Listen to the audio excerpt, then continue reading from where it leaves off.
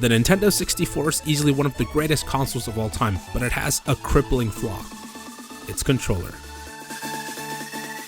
The N64 controller design is iconic, and one that isn't easily mistaken by any other. If it's perfectly in your hand, regardless of how you hold it, the N64 is still one of my favorite consoles of all time, and if you're anything like me, you played the hell out of yours. And as a result, you might have noticed how loose and floppy the joysticks get over time. So today, I'm going to show you how to replace the joysticks with the original or an upgraded one. The process itself is fairly easy and straightforward, so let's get started. The one thing you will need aside from the replacement joystick is a Posi 0 or Phillips 0 screwdriver. First thing we need to do is flip the controller over and remove the screws circled in red. Now here's a top tip to avoid losing the screws. What I like to do is to leave the screws inside the slots after I've completely loosened them.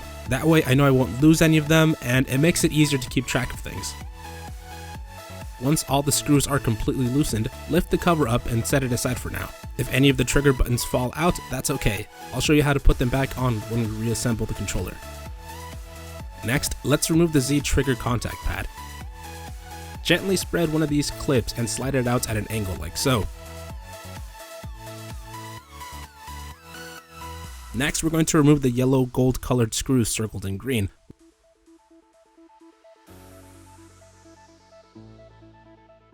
Lastly, remove the connector. If you can get a nail in between the plug and the connector to pry it out, go ahead and do that. Otherwise, very gently wiggle it until it pops right out. Now that everything's been done, you can go ahead and remove the joystick assembly and dispose of it. You won't need it anymore. Although I believe replacing worn joysticks is the best repair option, in the future I'm going to make a tutorial on how to fix this worn joystick for those that prefer to keep their factory joystick working as long as possible.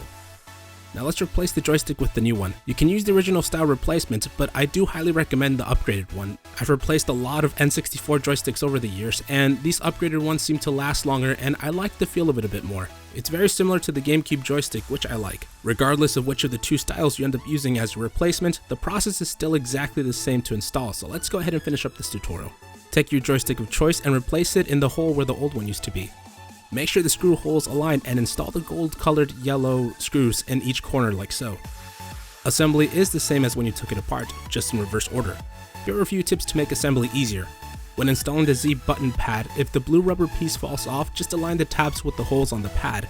Make sure to pull back the tab before placing it securely in between both tabs like so. When you plug the joystick back into the connector, make sure the white cable is on the left side of the plug. Before we close up the controller, if any of the trigger buttons fell out, install them in by replacing the long side of the button into the corresponding hole. Finally, simply place the cover back on and screw it all down. Congratulations, you've just replaced your old worn joystick on your N64 controller. Thank you all for tuning in, enjoy your new joystick, and if you have any questions, post them down in the comments down below, and I'll do my best to help you out. And as always, don't forget to like, share, and subscribe for future videos, and until next time, this has been GTRBytes.